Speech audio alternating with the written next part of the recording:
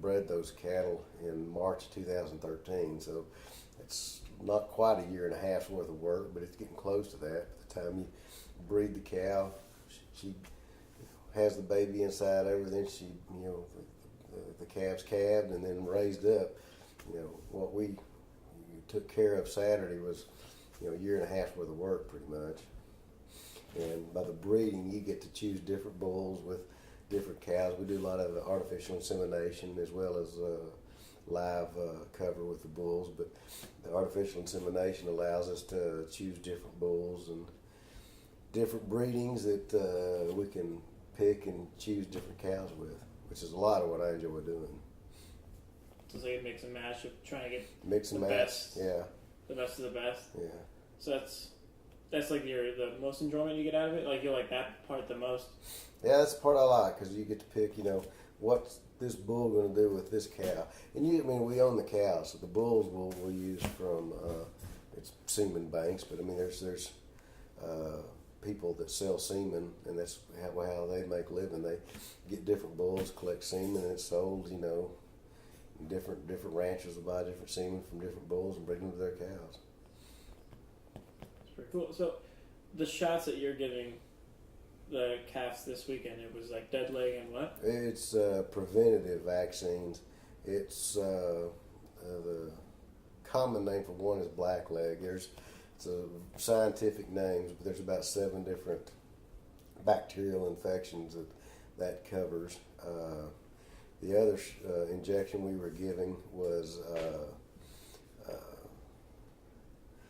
diseases. They're viral diseases. One was bovine diarrhea, which is from cattle when they're getting weaned. They're getting a whole new spectrum of germs and all that they're not aware used to. It's like a young human going from home into day school. They went from one environment into another, and all of a sudden they're a whole bunch of different germs and oh heck, you have to delete this, but germs and different environmental stuff comes to them that they're not used to. So prevent them from getting sick, because that just cuts down on their amount they grow. And when you sell cattle, you sell them by the pound. So the more they weigh, the bigger your paycheck is. So if they get sick, they lose weight. So that you try to prevent that. We don't choose to do any of the anabolic steroids, so we do give them the injections to prevent illness, but we don't do any of the steroid injections that I'm not a huge fan of. They do help them grow, but then you're injecting a lot of man-made substances into them that I'm not a fan of. That's good. So could you say it's organic? Nah, not really organic, more natural. True organic, I'm not sure. There's different areas that you gotta be organic.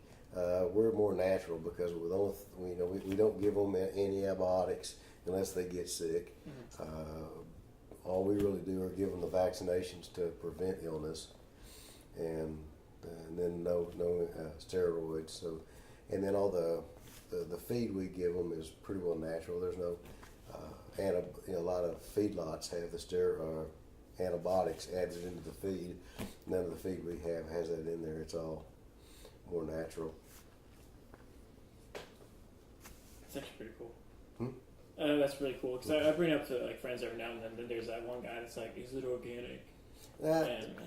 There's different areas the government's working out is what's natural, what's organic. Mm-hmm. The organic is still kind of in a gray area, because a lot of people say to be true organic, you can't use any high nitrogen fertilizers. It's all just natural grass that there's no fertilizers been added to it. Or if it is fertilizers, it's like chicken manure type fertilizers. We use the higher nitrogen fertilizers or man-made fertilizers. So with that, being organic is going to be a little tougher to achieve.